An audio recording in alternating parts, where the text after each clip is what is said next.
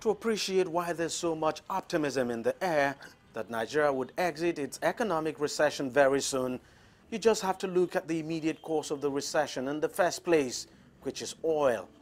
Between 2015 and 2016, prices fell from a high of $119 per barrel to a low of $27, throwing Nigeria, an economy that basically runs on oil, into a tailspin. To make a bad situation worse, crisis erupted in the country's oil-rich Delta region. Militants blew up oil installations, significantly cutting Nigeria's production output. By August 2016, the country predictably slipped into recession. But all of that have now changed. Oil prices are now above $50 per barrel and trending northwards.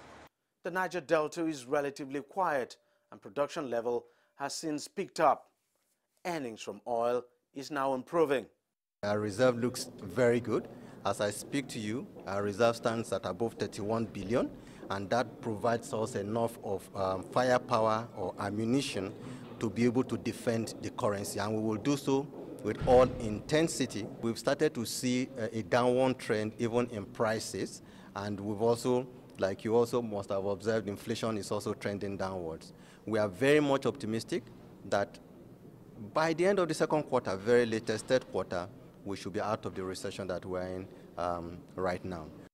And it's not just oil that is driving the wave of optimism.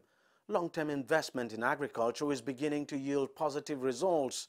The country's food import bill is coming down. There was a time when I'm spending almost $1 billion on food imports every month. So it's come down, especially on things like rice, wheat, and a few other and then local production is coming up in wheat, it's coming up in rice, in sorghum, in maize, in yams, even in fish. Nigeria is now exporting fish.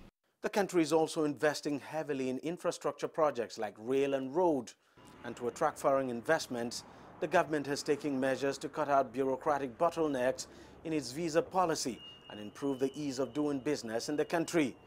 Despite the positive outlook, not much has changed for ordinary Nigerians. Adult unemployment is over about 24% or more.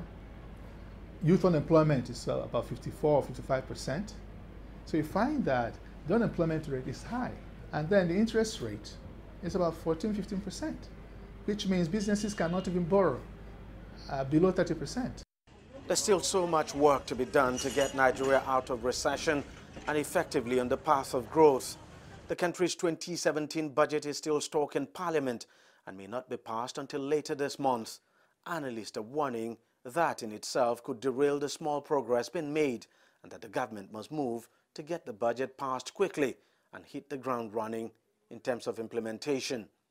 Deji Badmus, CGTN, Lagos, Nigeria.